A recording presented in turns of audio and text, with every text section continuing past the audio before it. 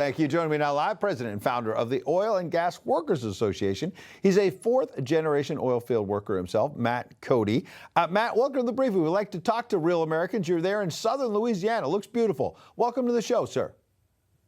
Hey, thanks for having me on. It is beautiful down here today. All right. It's interesting. You hear, oh, boy, Nike, their stock went down. They don't like the tariffs. Well, they used to make the sneakers in China. I think it's largely now in Vietnam, and Vietnam is saying, well, we want to work with President Trump. I understand from listening to CNBC earlier today, I think they pay in Vietnam like $5,000 or $6,000 a year to some of these people making the sneakers. So these are not exactly fair wages for people. And Donald Trump is saying we need to fix this. And then I see this news flash right before he came on. Meta, the former Facebook, is now planning nearly a $1 billion data center in America, in the state of Wisconsin, bringing jobs to America. Isn't that the point of what the president's trying to do? That's exactly the point. President Trump is putting American workers and families first. It's what he said he would do on the campaign trail. It's what he did during his first term. And we, oil and gas workers of America, we appreciate him doing that. Absolutely.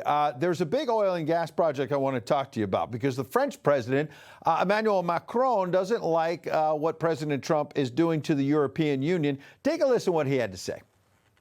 Que les investissements à venir ou que les investissements annoncés ces dernières semaines, ils soient un temps suspendus tant qu'on n'a pas clarifié les choses avec les États-Unis d'Amérique. Parce que quel serait le message d'avoir des grands acteurs européens qui se mettent à investir des milliards d'euros dans l'économie américaine au moment où ils sont en train de nous taper? He said, how could we continue to support America? We should stop European investment in America. And I thought you had an interesting response on X saying he wants to pause USA investments. President Trump, you can counter by canceling this export-import bank decision in America for a $5 billion loan to a French oil company to build a liquefied natural gas plant, I guess, in Mozambique. Why would the U.S. Export-Import Bank be loaning money to a French oil company in the first place to build something in Africa? I don't understand. Nor do we. That's the biggest question. And in keeping with President Trump's America First agenda, he can certainly cancel that project, not just to counter Macron, but really to continue putting American workers and families first. Why would we want to use American taxpayer dollars to prop up France's TotalEnergies for their Mozambique LNG plant that directly competes with USA LNG exports? It doesn't make any sense, and I'm hopeful that President Trump will cancel that loan. Well, he might get the message because Rick Grinnell is a colleague here at Newsmax. He's now a special envoy to the president. He posted about this today and said, I just sent this idea to Donald J. Trump. Good idea. And he added, for context, this is one of the biggest loans that the Export-Import Bank in the swamp, I would add, has ever done. It was quietly approved last month while Donald Trump was president, but before his nominee there had been confirmed and in the job. Does this sound to you like a swamp deal? Like there were people there in Washington who said, hey, it'd be a good idea somehow to give a $5 billion loan to a French company instead of an American company.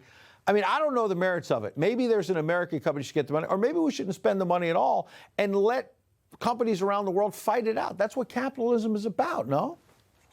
You're absolutely right. And Francis Macron needs to remember that the United States of America doesn't owe him. We don't owe them. In fact, President Trump is always right whenever he talks about the USA's funding of NATO. France would be, a colony of China if it weren't for the United States. He should be grateful. And really, when President Trump announced the reciprocal tariffs the other day in the Rose Garden of the White House, first of all, it was an honor to get to be there. But President Trump isn't even holding these foreign countries as much accountable. He's offering discounted tariffs.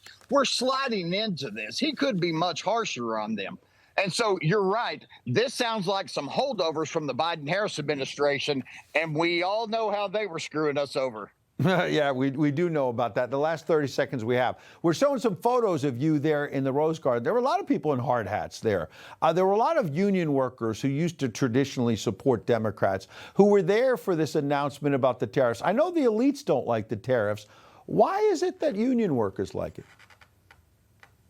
Well, number one, whether you're a union member or you're not a union member, President Trump is putting all American workers and families first. And that's why he won in such convincing fashion, is that he brought together every facet of America.